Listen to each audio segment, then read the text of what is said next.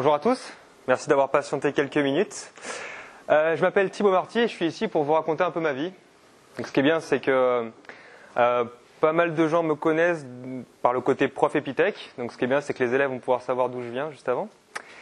Donc oubliez s'il vous plaît ce qui va se passer, comme ça je n'ai pas de grief pour le prochain cours. Et de l'autre côté, beaucoup me connaissent aussi par mes événements. J'organise des événements d'une semaine à destination des nouveaux entrepreneurs. C'est une semaine en gros pour lancer sa start-up où on crée un site web, on crée une application en termes de prototype et je leur apprends les bases de l'entrepreneuriat. Mais avant de commencer par ça, il y a Rémi qui m'a demandé aujourd'hui, d'habitude je fais une présentation toujours sur, je sais pas, je vends un peu ma sauce et le but c'est de vous montrer un petit peu les débuts de l'entrepreneuriat. Sauf que Rémi m'a dit, il faudrait que tu parles de ta vie. Et ça c'est un petit peu gênant parce que dans la vie d'une start-up, très souvent c'est quelque chose que je déteste, c'est quand on lit les journaux, une start-up ça a commencé un moment, j'avais une idée, c'est vrai, j'ai commencé au début dans mon garage, c'est vrai que très vite j'ai gagné 50 000 euros, puis après le levier de fonds de 500 000 euros et maintenant je suis riche. Alors qu'en réalité, une start-up c'est en réalité 7 à 10 ans de galère. Et justement, on m'a dit, bon écoute, est-ce que tu pourrais nous parler de ta vie et surtout, qu'est-ce que tu as fait comme échec? Donc j'ai décidé de vous raconter tout ce qui s'est passé jusqu'à maintenant. Alors, il n'y a pas des parties qui sont très reluisantes, vous allez voir que je me suis perdu dans mon parcours, pas de jugement. Alors, ok. Donc tout d'abord le commencement, donc je dois vous résumer à peu près 8 ans de ma vie en 30 minutes, on va aller vite. J'ai commencé avec... alors le prochain qui a son téléphone qui sonne, je l'allume pareil. C'est cool. Donc au début, le commencement, ça a commencé en 2007 à 2009. J'ai été en DUT à Avignon, un DUT technique de commercialisation. Je ne sais pas pourquoi j'ai fait ça, sûrement pour suivre une copine de l'époque. On l'a tous fait. Et en fait, ce qui s'est passé, c'est que le DUT n'était pas super intéressant. J'ai vu de la compta, j'ai vu plein de matières qui m'ont pas servi du tout par la suite. Et surtout, en fait, j'ai voulu faire un stage et on m'a dit, tu fais 6 mois de stage. Et j'ai fait 6 mois de stage en pub. Et le problème, c'est qu'à la fin, la directrice m'a dit, écoute Thibaut, on est très gênés. On aime ce que tu fais, on aime ce que tu produis, mais vu que tu n'as pas le diplôme, on ne peut pas te prendre. C'est la première fois que je me suis retrouvé dans le cas où j'avais les compétences, mais en fait, il fallait avoir le diplôme pour passer. Et du coup, en revenant, elle m'a dit, écoute, si tu veux, ce que tu peux faire, c'est chercher une école de commerce. J'ai vu le prix des écoles de commerce, j'ai changé d'idée. Et en se tournant sur Marseille, j'ai trouvé une école d'ingé. Et en fait, les écoles d'ingé, vu que mon père était informaticien, je me suis dit, pourquoi pas faire une école d'ingénieur? Et effectivement, j'ai commencé à faire le test. Et dans le test, il y avait 10 questions sur le commerce et 10 questions sur le code. Les 10 premières questions, j'ai répondu. Les 10 dernières questions, j'ai random, en fait. J'ai random total. Et ce qui s'est passé, c'est que je me suis dit, si tu sais pas ce que tu veux faire de ta vie, il y a une chose que tu sais, c'est que tu ne seras pas reçu dans cette école. 2 semaines plus tard, la personne m'appelle en me disant que je suis reçu, mais que j'ai en chier. Et effectivement, c'est une école qui avait une petite particularité, c'est qu'elle était ouverte par empreinte digitale. Alors on se dit, waouh, putain, c'est super cool. C'était il y a quand même, c'était 2009, donc ouais, c'est super cool. Sauf que empreinte digitale, ça veut dire aussi pas de limite de temps.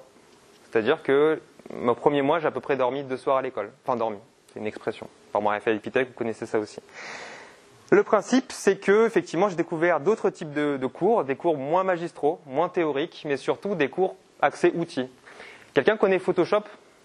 Levez la main à peu près ceux qui connaissent Photoshop. Ok, 3/4 de la salle. Vous savez, comme Photoshop, c'est dur au début à maîtriser. Vous voyez que c'est un outil qui est assez complet. Moi, au début, pour commencer Photoshop, on m'a donné un cours de 8 heures. Et on m'a dit, 4 heures de cours, tu découvres les outils, 4 heures, tu as un test, c'est noté. C'est quoi? Premier truc de cours? Ouais, comme ça on voit comment tu te débrouilles. Et effectivement, je me rappellerai, c'était une affiche de football américain. Bon, on s'est aperçu en fait que c'était un boulot qui revendait ensuite. Bref, on va passer ce détail. C'était une affiche qu'on devait faire, on avait 4 heures pour le faire, on rend le travail, j'ai eu 7.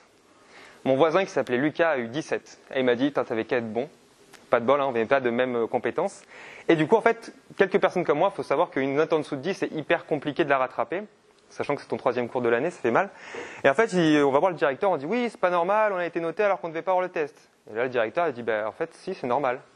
Pourquoi? Parce que maintenant que vous avez une mauvaise note, vous savez vos faiblesses, donc vous savez comment vous améliorer. Et en fait, on ne travaillera que Photoshop maintenant par phase de projet, avec très peu de théorie. Et c'est comme ça que j'ai appris Photoshop, c'est comme ça que j'ai appris toute la suite Adobe, et c'est comme ça que toute l'école fonctionne. Sur le principe de, d'abord, tu te croûtes, et ensuite, tu comprends pourquoi tu t'es croûté. Ensuite, on m'a amené au boulot, au bout de 3 ans d'école d'ingénieur, au boulot de chef de projet. Donc, pour ceux qui ne savent pas, chef de projet, ou en tout cas comment moi je l'ai vécu dans une agence web, c'est un petit peu le punching ball à la fois entre le designer, le développeur, le commercial, le client et le directeur. c'est un peu la personne effectivement qui doit encaisser les coups et qui ne fait jamais assez bien son travail.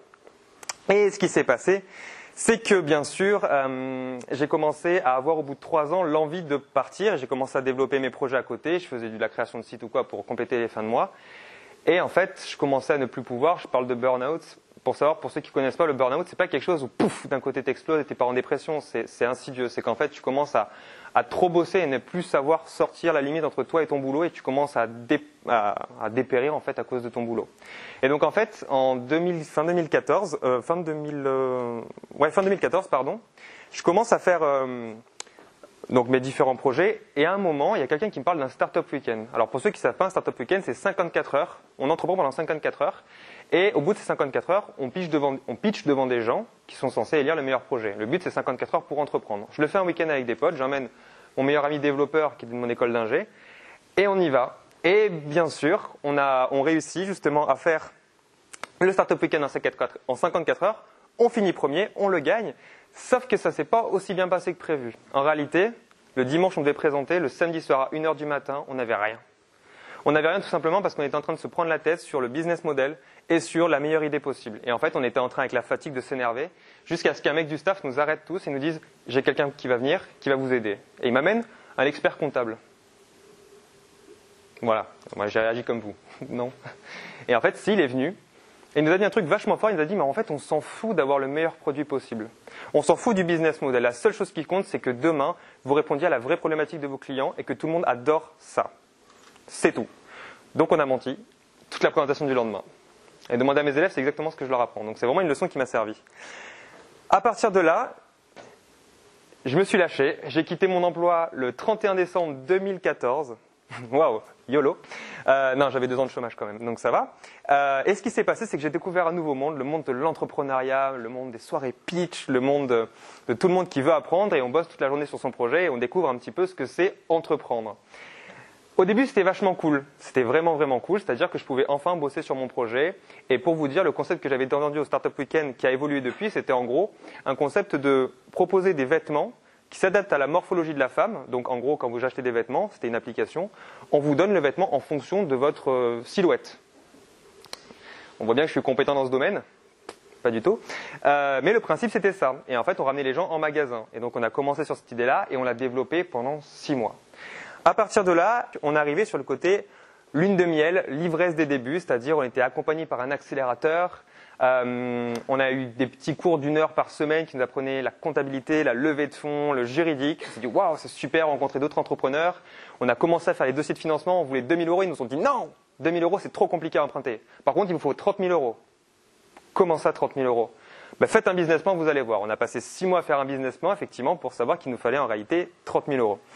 On a continué aussi avec l'accélérateur où justement on rencontrait beaucoup de gens. Et ce qui est marrant, c'est avec l'accélérateur, c'est que c'est comme si on vous donnait genre un pouvoir. Genre, j'allais dans une banque, je disais oui, bonjour, je voulais voir pour un truc pour une start-up.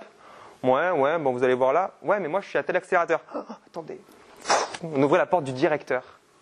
Bonjour, enchanté. Enfin, vraiment, la start-up, c'est génial, c'est le nouveau monde, etc. Et effectivement, tu avais une sorte de pouvoir, c'est que tout le monde ouvrait ses portes quand tu avais la carte de l'accélérateur. Et à partir de là, effectivement, on a commencé à prendre 6 mois pour tout développer. On a développé, on a changé 3 fois de techno, on a vraiment évolué. On avait une application à peu près qui tournait.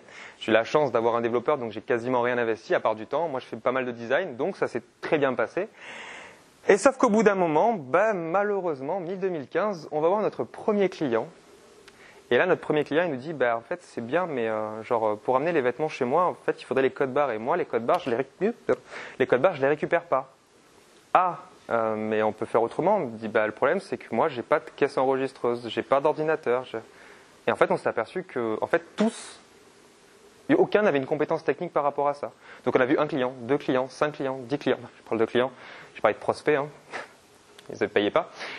Donc, en fait, on avait fait une application qu'on avait développée pendant 6 mois, qui nous avait coûté à peu près 100 000 € en termes d'expertise de développement, parce qu'on a dû voir si elle était valorisable, pour finalement s'apercevoir que personne n'en voulait. 6 mois, ça fait mal, hein. 6 mois, ça fait mal. Mais bon, à ce moment-là, tu dis, putain, c'est cool, je suis entouré, etc., ça va le faire. Et à ce moment-là, il y a un deuxième effet qui se coule, c'est que avant, tu avais tes amis qui te soutenaient. Putain, c'est l'entrepreneuriat, c'est génial, on compte sur toi, tu vas y arriver. T'es ta famille aussi. Et maintenant, en fait, après 6 mois, après, ça fait 9 mois, hein, parce que 6 mois de développement et 3 mois de battement au début. Là, tes amis, c'est plutôt en mode, bon alors les grandes vacances, c'est comment? Est-ce qu'on paierait pas un petit peu pour ton chômage? Je crois pas, mais et t'en es où? Le fameux t'en es où? Ça aussi, vous allez beaucoup le vivre pour ceux qui entreprennent. En fait, t'en es où? C'est un peu la question. C'est comme si on te dit ça va, qu'est-ce que tu fais et t'en es où? Et si t'as pas avancé, bien sûr, les gens commencent à te juger. Bon, je vous rassure, maintenant, ces amis-là, je les ai plus. On va aller plus vite. Mais le principe, c'est ça. C'est qu'en gros, vous avez une traversée du désert où vous êtes un petit peu seul, vous vous sentez seul, mais surtout, tous les gens autour de vous ont un rapport à vous qui est un peu compliqué. C'est une grosse pression à tenir. On pivote, on pivote, on pivote. Toutes les semaines, on pivote. C'est très compliqué. Et finalement, on décide d'arrêter le système de financement. Donc, on est allé carrément jusqu'au bout. On a décidé de ne pas prendre les 30 000 euros. Par chance, on a décidé de ne pas prendre les 30 000 euros. Et à ce moment-là, on décide de débrancher la machine, c'est-à-dire d'arrêter de faire des pivots et d'arrêter tout simplement cette idée. Et ce qui s'est passé, c'est qu'on a commencé à réfléchir aussi. Et on s'est aperçu que, bizarrement, l'accompagnement qu'on avait eu, il était un peu bizarre. Parce que finalement, on n'avait vu que de la compétence financière, de la compétence juridique, mais finalement, l'accompagnement, on l'avait vraiment jamais eu sur du côté client. Que c'est pareil, le dossier qu'on a fait à la banque pour avoir des financements, en fait, avant de clore le dossier, j'ai posé une question à la personne qui m'a dit, je lui ai posé la question, qu'est-ce que vous en pensez de l'idée? Et elle m'a répondu, moi, j'y connais rien, je m'en fous, c'est votre métier. En gros, ça veut dire que je t'emprunte 30 000 euros, tu me fais prendre 30 000 euros, mais tu connais rien et tu... Donc, en fait, je me suis aperçu qu'on ouvrait une start-up comme on ouvrait un kebab. C'était il y a quelques années quand même. Je ne vais pas dire ce qui se passe aujourd'hui. Ça a bien évolué. Mais en gros, c'était ça. Elle n'avait aucune connaissance de ce qu'elle faisait. Par contre, elle savait qu'un business plan sur 3 ans, ça équivalait à 30 000 euros et qu'effectivement, j'allais le rembourser puisque j'étais au chômage. Donc, du coup, on était un petit peu déçus et en fait, on a commencé aussi à voir qu'autour de nous, il n'y avait pas que nous qui étions déçus. C'est-à-dire qu'on avait eu des promesses de la part de l'accélérateur, des attentes, des réponses qui nous motivaient, qu'on n'a jamais eues et on s'est aperçu en plus qu'autour de nous, il y avait des gens qui avaient fait des crédits qui, eux, avaient fait des crédits. Sans aucune connaissance ni compétence, en technique. Et à ce moment-là, finalement, vous êtes un peu la cible des agences. C'est-à-dire que quand vous prenez un devis pour une application mobile, vous connaissez globalement le coût d'une application, c'est entre 20 et 80 000 euros. Ça va très vite. Quand vous n'avez pas de compétences ni de connaissances dans le développement, ça peut coûter très très cher pour pas grand-chose. Et c'est ce qui s'est passé. On a vu des crédits bancaires à 50 000 euros pour rien. Et il y a eu des gens qui ont commencé à râler. Et en fait, j'ai commencé à écrire un article sur le fait que les startups devenaient les nouvelles vaches à lait de la région, c'est-à-dire qu'on en profitait. J'étais un petit peu énervé à l'époque, je le suis un petit peu toujours, mais un peu moins. Mais le problème, c'est que quand j'ai sorti l'article, en fait, à la base, je me suis dit, je vais le sortir pour moi. Et là, je l'ai sorti sur Internet, bien sûr, pour que les gens le voient, mais je me suis dit, je vais pas faire beaucoup de vues. Sauf qu'il a été retweeté par Madines. Et j'ai reçu un appel du gérant de l'accélérateur. Et j'étais blacklisté pendant 2-3 ans quand même. Je pense qu'aujourd'hui, on ne s'est toujours pas très très copains. Mais voilà, j'étais en colère et j'ai défendu une vision qui était, on ne peut pas se servir des startups comme gagne-pain. Parce qu'elles-mêmes, c'est compliqué. Si on vous commence à vous mettre des pièges alors que vous êtes naïf, pour moi, c'est un petit peu de l'abus de confiance. À partir de ce moment-là, on est revenu au basique. On a décidé de devenir ce qu'on appelait les French mercenaires. Bon, c'était les noms, on a trouvé des noms un peu à la con. Le but, c'était de devenir des tech angels. En gros, c'était de prendre un investissement, un pourcentage, 5%, mais de pouvoir réussir à leader la startup sur le côté technique, à travers l'accompagnement, c'est-à-dire on sourçait à ton niveau le côté développement, on sourçait à ton niveau le côté agence, et dès que tu avais un devis qui passait, si tu avais besoin de quelqu'un, on se débrouillait pour t'apporter cette ressource, mais surtout on vérifiait que tu ne te fasses pas enfler sur tes prix. Ce qui était beaucoup le cas à l'époque. Et ce qui s'est passé, c'est qu'on a eu quelques clients comme ça, sauf que on a compris les problématiques de financement. 5% d'une boîte, avant qu'elle gagne de l'argent, ça se passe sur 3 à 5 ans minimum. Et du coup, on s'est dit, ça ne va pas tenir très longtemps. Le temps évolue et finalement, on rencontre 2 autres personnes de Shanghai qui nous disent « Attendez les gars, on va faire la même chose, sauf qu'on va transformer en accompagnement de boîte et on va faire ça sur un temps limité. » Et on a construit la base, c'est-à-dire c'était un ensemble de meet-up sur l'outil, d'accompagnement de boîte sur 3 mois. Et au bout des 3 mois, on avait accompagné la startup au niveau entrepreneurial et on avait créé le produit, le MVP, le premier produit, en 3 mois. On a une vingtaine de startups en tout, en consulting, en accompagnement. Et en fait, j'ai appris énormément de choses. J'ai appris le Lean Startup, tout ce qui était les techniques de Lean Canvas, beaucoup de lectures et beaucoup de méthodologie. Parce que derrière, en fait, on avait une méthodologie, une culture d'entreprise qui était que tous les dimanches, on avait du peer learning. C'est-à-dire qu'on avait pour mission, entre nous, de s'apprendre une nouvelle chose tous les dimanches. La vie personne a pris un coup. Je me suis séparé cette année-là au bout de 6 ans de relation. Ça a été très compliqué. Mais bon, c'était sympa. Sauf que, malheureusement, échec à nouveau, je suis habitué. Échec à nouveau, et ce qui s'est passé, c'est que fin 2016, encore un échec sur le fait que pas assez de finances, malheureusement, parce que 3 mois sur une boîte ou sur plusieurs boîtes, on s'est aperçu que plein de personnes arrêtaient à un certain moment à cause de la pression, à cause du changement, et surtout que dès que la start-up devenait réelle, c'est-à-dire que dès qu'il y avait un produit, en fait, ça commençait à se cracher. C'est-à-dire que c'est comme si je vous disais, vous avez de belles idées, mais dès qu'on commence à les réaliser, en fait, ça commence à partir en sucette parce qu'il faut les tester. Et du coup, on s'est aperçu qu'une start-up, quand elle commençait, elle avait pas mal d'ego, et que cet ego-là, il était très compliqué à affronter, qu'une start-up aussi avait plus envie de lever de fonds que d'avoir des clients. Ça aussi, c'était assez particulier à gérer. Et le problème, c'est que très souvent, au lieu de comprendre les compétences qu'elle aurait dû maîtriser, elle préférait acheter directement les compétences parce que c'était plus rapide au niveau d'expert. Sauf que l'expertise, si vous la maîtrisez pas un minimum, ça ne sert strictement à rien. Vous ne savez pas ce dont vous avez besoin. Donc ce qui se passe, c'est que malheureusement, manque de finances, manque de tout, on arrête en fin 2016. Et là, il y a eu une autre compétence, une autre problématique qui s'est mise par-dessus, qui a rajouté de l'urgence, c'est que c'était la fin du chômage, enfin de mon chômage. Pour rappel, j'avais fini le 31 décembre 2014. On était le 31 décembre 2016. Enfin, on était en octobre. Mais en gros, j'ai eu 2 mois à tenir. Donc, j'ai commencé à refaire du freelance. J'ai commencé à faire de la débrouille. Et j'ai été au RSA pendant 2-3 mois. Et j'ai vécu ce qu'on a, pour moi, ce qui essaie de devenir vraiment entrepreneur, c'est quand tu dois te battre pour manger.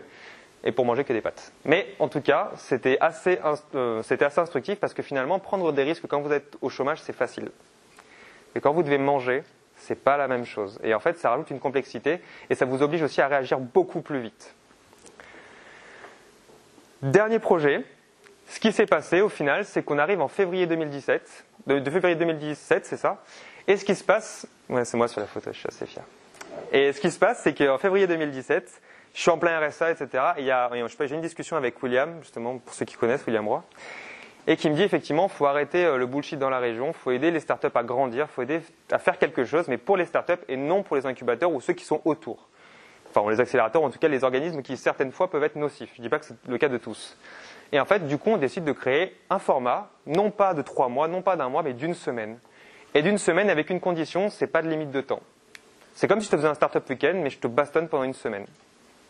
Et vu que j'étais habitué à ça en école d'ingénieur, un peu le côté piscine aussi à Epitech, je me suis dit je vais l'appliquer à des startups et je vais voir comment elles réagissent. Et c'est comme ça qu'on a lancé en août 2017 notre première édition de la Spartan. Et en fait, pendant 5 jours, sans limite de temps, on accompagne sur les bases de l'entrepreneuriat, la création de site, le prototype, la rencontre de clients et tout ça, et je vais vous montrer un programme après, tout ça en une semaine.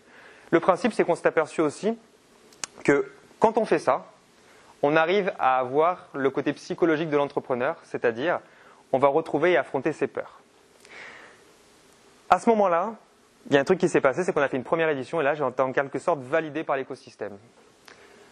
Et là, vous vous dites, putain, le mec, ça veut dire qu'il a ça aujourd'hui, ça marche d'enfer. Eh ben non, parce que en fait, j'ai mis 8 mois à faire la deuxième édition.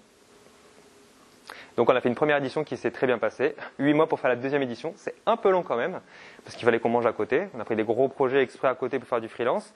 Et finalement, on a fait une deuxième édition en avril qui a aussi très bien marché. Et on s'est dit, waouh, putain, on fait une édition tous les 2 mois. Eh ben, en juin, on l'a fait, on n'a eu personne. Du coup, ce qui s'est passé, c'est qu'on a eu un win-win-fail. Et c'est compliqué parce qu'on a eu 4 inscriptions, 17 désinscriptions, et là, ça vous met un coup au moral. Est-ce que je fais la bonne idée? Est-ce que ce que je fais, je pourrais en manger? Et comment ça va évoluer? Quelle est ma vision par rapport à ça? Et c'est vrai qu'à ce moment-là, en fait, il ne te reste pas grand-chose. Il n'y a que ta vision qui reste et tu dois dire, bon, bah, ok. Est-ce que je suis en train d'être juste dans ce que je fais? Ou sinon, je suis en train de partir en couille, et dans ces cas-là, je suis en train un petit peu de perdre du temps et surtout de me mettre potentiellement en danger par rapport à ma situation personnelle. Et à ce moment-là, il s'est passé quelque chose, c'est que en août, je voulais arrêter. Vraiment. Et en fait, j'ai commencé à appeler les différentes startups qui étaient passées par chez moi et qui m'ont dit, il ne faut pas que tu arrêtes. Il faut que tu continues. Il n'y en a pas beaucoup, il n'y en a que 30. Mais il ne faut pas que tu arrêtes, il faut que tu continues. Ça va venir, mais continue et t'arrête pas. Et c'est vrai que j'ai pris, notamment au niveau de Rémi ou au niveau de plein de personnes, un peu des conseils qui m'ont dit, il faut que tu tiennes. Ça va marcher, il faut que tu tiennes. Et ce qui s'est passé, effectivement, c'est qu'à partir de septembre, sans que je comprenne pourquoi, on a fait une soirée. C'était le grand opening et on a rencontré des gens. Et les gens me disent, mais en fait, on vous connaît et on veut faire des choses avec vous. Et aujourd'hui, ça fait 3 mois qu'on est sur la nouvelle édition. On a déjà fait une Spartan là avec une école. Et en fait, on doit faire autant de Spartan en 1 mois que ce qu'on en a fait en 1 an et demi. Ce qui est assez fou avec les projets. On va ouvrir une école. Il y a beaucoup de choses qui ont changé. Et par rapport à ça, en fait, ce que je me suis aperçu, c'est qu'aujourd'hui, si j'avais pas eu autant les échecs que ce que j'avais eu jusqu'à maintenant, j'aurais pas tenu aussi longtemps. C'est con, mais très souvent dans l'entrepreneuriat, on parle de résilience. La résilience, vous savez ce que c'est ou pas? Bon, il y a beaucoup de monde qui prononce ce mot, mais pas tout le monde le maîtrise. Exactement. Capacité à avancer malgré l'adversité. Et en fait, pour moi, finalement, résilience, c'est égal plein d'échecs. Je ne dis pas de gros échecs, je parle de multi-échecs. Je dis des échecs dont on arrive à rebondir, c'est-à-dire qu'on arrive à comprendre, prendre du recul, trouver pourquoi on a échoué et avancer par rapport à ça. La réussite, c'est bien, mais ça montre qu'un seul chemin. L'échec, en général, ça permet d'éviter certains chemins qui vous porteront préjudice peut-être toute votre vie si vous les empruntez. Par rapport à ça aussi, il y a une analyse assez rigolote. C'est quand je fais un programme de Spartan, c'est assez complet. Voilà, ça c'est un programme d'une semaine. C'est la semaine qu'on fait en décembre justement. Donc c'est assez vénère. Et en fait, si vous regardez bien, le début, les 2 premiers jours, c'est exactement ce que j'ai fait avec mon école d'ingé. On vous donne un maximum de cours et on vous fait surtout pratiquer. C'est-à-dire qu'en 2 jours, vous devez avoir sorti un site web copyrighté avec le contenu, la capacité d'acquérir des clients, etc. Ensuite, le mercredi, à ce moment-là, en général, vous avez les premières dépressions et les premiers pleurs. Ça arrive réellement. Le mardi ou le mercredi soir, les gens commencent à paniquer. Pourquoi ? Parce qu'on a mis assez de pression et d'intensité pour déclencher une peur. Et à ce moment-là, nous, d'être derrière, par le mentoring, par le nurturing, c'est vraiment d'être là pour aider les gens à reprendre confiance en eux et surtout d'avancer pas à pas.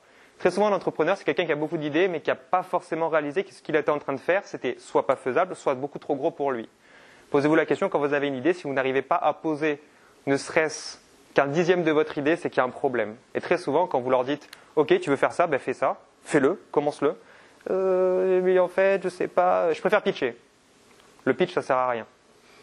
Je préfère que les gens vendent, je préfère que les gens me disent « Ok, j'ai vendu, j'ai prévendu, j'ai menti, j'ai prévendu à des clients potentiels, maintenant il faut que je fasse la chose », que des gens qui me disent « Ouais, je suis allé pitcher en soirée pitch. » Mais à quoi ça sert ? Les gens sont là pour t'écouter, forcément que ça va marcher. Les gens, allez dans la rue, récupérez-moi 10 clients, prouvez-moi que vous pouvez vendre le truc sans l'avoir. Ça, je suis d'accord. Et en fait, c'est ce principe-là que je vais rassurer pendant la semaine. Et à la fin, le but, c'est que, à ce moment-là, donc, là, c'est la zone où il me déteste. Là, c'est la zone où il m'aime à nouveau. Mais le but, c'est d'être là, en fait, et d'être présent, et c'est de montrer que, en fait, les personnes qui les aident et qui sont là pour eux, ce ne sont pas des gens qui sont au-dessus à diriger.